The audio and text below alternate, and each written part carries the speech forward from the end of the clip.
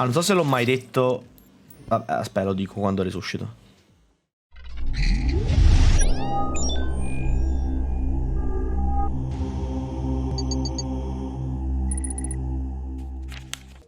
Allora, oggi facciamo qualcosa di diverso perché anche se il mio occhio sta lacrimando fontane volevo riaffrontare Empress of Light, però quello che voglio fare adesso è partire con l'evento dell'endgame e l'invasione dei cultisti. L'obiettivo è prendere i potenziamenti della Stardust, dopodiché affrontare Empress of Light durante l'invasione, quindi dovremo forse abbattere un pilastro in più nel caso si spawnasse proprio nella Hallowed, e poi proseguiremo. Non penso che riusciremo a battere il boss finale, però almeno lo iniziamo a vedere. Prima di tutto arriviamo al dungeon. Vabbè, però c'è pure la Sandstorm. Vabbè ragazzi, ve lo dico in volo saltando, se no mi danno fastidio i serpenti lì. Allora, i cultisti che sono usciti fuori è pure la Blood Moon, ma... Vabbè, ho capito ragazzi, ci sentiamo tra un po' e ci riproviamo. Ah, bene, pure. Vabbè ragazzi, non vorrei dire, però contando le 2 che ho già venduto, abbiamo droppato 5 Moonstone. E intanto in live con il Ranger ci sono volute 6 invasioni per dropparne una, quindi... Sì, vabbè. Allora, se il mondo sembra intenzionato a farmi partire questo evento, magari lo iniziamo, I 4 coltisti si spawnano una volta sconfitto Golem. Se li eliminiamo tutti e 4 uscirà un boss. Una volta eliminato il boss usciranno 4 invasioni contemporaneamente sul mondo. Una volta battute quelle 4 invasioni uscirà il final boss. Questo è tutto un evento unico praticamente. Iniziamo subito. Mentre li massacriamo intenzionalmente, ci baffiamo. Ed ecco il Lunatic Cultist. Questo è un boss particolare. Innanzitutto potrete riconoscere la skin. È quella di Yorizor, è uno dei team, è uno del developer là. Vabbè, avete capito, è uno di quelli che fa lavora e gioca. Terraria di Terne, perfetto, proprio quello ci serviva.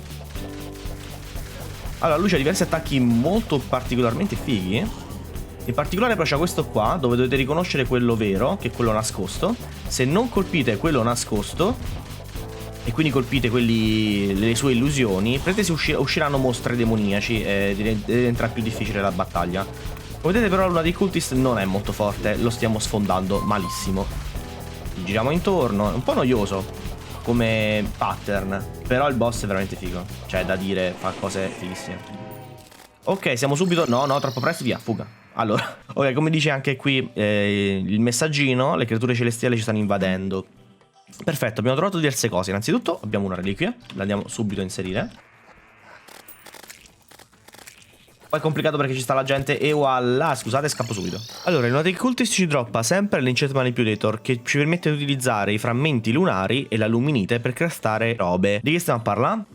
Se adesso vediamo la mappa, abbiamo 4 pilastri: Vortex, Solar, Nebula e Stardust. Questi 4 pilastri rappresentano ognuno 4 invasioni lunari celesti.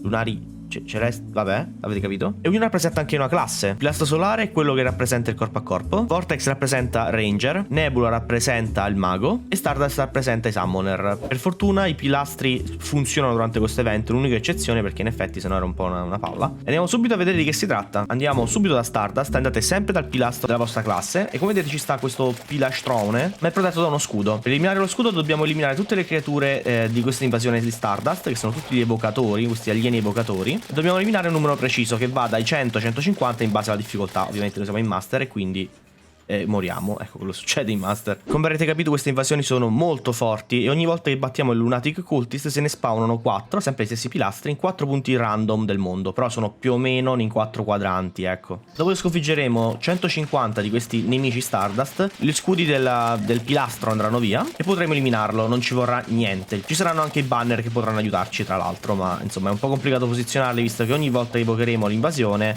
i mostri saranno random, non sai dove si spawnano, quindi i pilastri volevo dire. E sono belli forti ragazzi, qua ci screpiamo molto e devo dire la verità stiamo andando in realtà molto bene, cioè siamo morti solo 2 volte. Allora, ognuno di queste invasioni c'ha un nemico più forte degli altri. Nel caso di Stardust è il Flow Invader, quello che sto menando adesso. Questo quando muore ti lancia 3 missili, sono molto forti e sono molto veloci, quindi dovete schivarli immediatamente appena escono. Ci sono anche le Star Cells, queste palline. Queste si splittano in 3 piccole palline una volta che le crepi, ma se le lasci un po', quelle piccole palline diventano grandi palline che a loro volta si risplittano.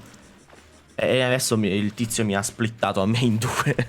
Ok, ci siamo già crepati abbastanza. 3 volte siamo ancora a un terzo, ma il problema è che ogni volta è un giro di pozioni in più. No, ho ucciso le fettine, quelle le volevo.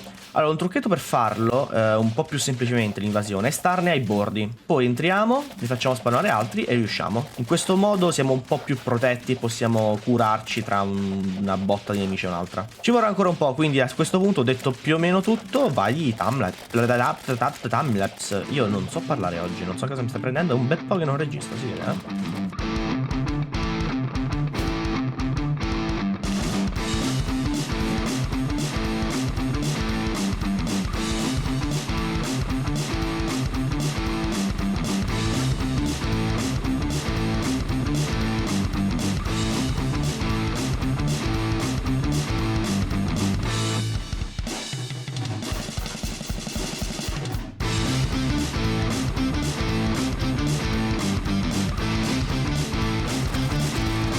Ok, gli scudi sono giù. Tra l'altro questa è un'invasione che credo che sia la più semplice, visto che ci sono le cellule che possono rigenerarsi e quindi puoi farmare tecnicamente loro. Il pilastro, come vedete, va via giù con niente.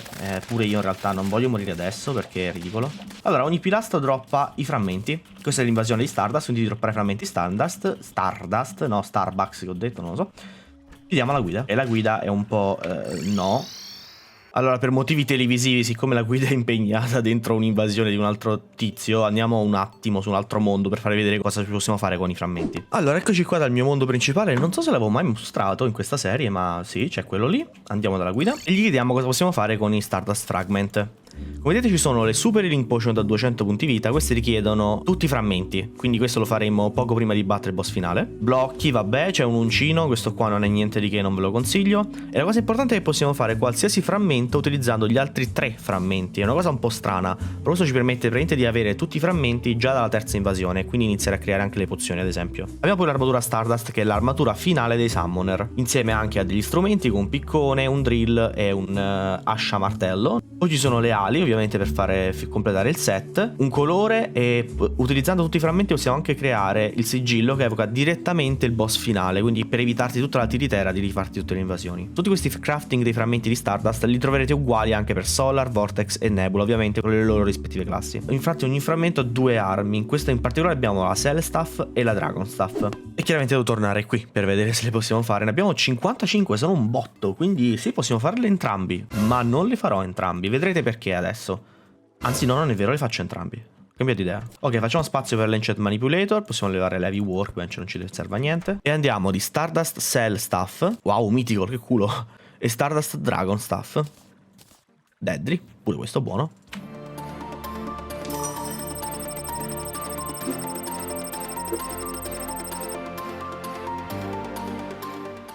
Abbiamo preso Ruthless su Stardust Dragon. Ci teniamo Ruthless che va benissimo.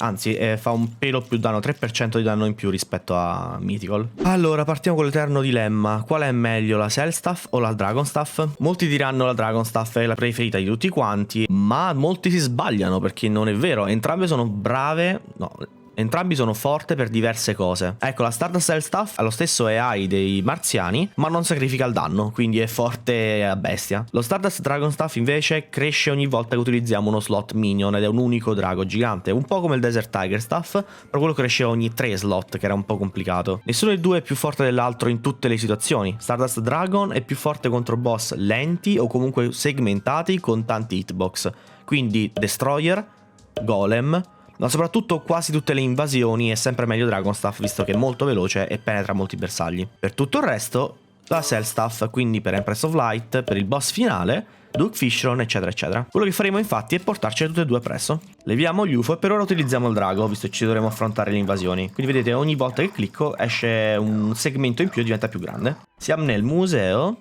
e mettiamo la Xenostaff. Dobbiamo ora liberare lo spazio qui per la Vortex Pillar, quindi adesso andiamo direttamente lì. La Vortex è quella del Ranger e infatti ci sono questi alieni proprio tratti da alien, credo, non so, insettoidi diciamo, e hanno proiettili che ti fanno fluttuare in aria e ti elettrificano, sono molto fastidiosi. Non so se l'ho mai detto, vabbè, aspetta, lo dico quando resuscito. tutta la roba qua che il gioco è in inglese, parla delle cose in inglese, perché la traduzione italiana è orribile. E se sapete come creare delle resource pack per delle mod, a me piacerebbe molto fare una traduzione alternativa italiana, visto che ho già spottato parecchi elementi veramente strani nella traduzione e sbagliati. Diciamo che un pochino qualcosa ne so. Cambiamo un attimo le carte in tavola, utilizziamo le Star Cell. Siccome adesso voglio entrare nella zona del Vortex Pillar e uscire immediatamente per non essere sopraffatto dai nemici, quindi utilizziamo magari la Stardust Cell Stuff. È roba difficile, ragazzi. Cioè mi sono reso conto adesso che lo stiamo massacrando questo evento. Sì, vabbè che ci ha fatto danni e tutto quanto, però uffa.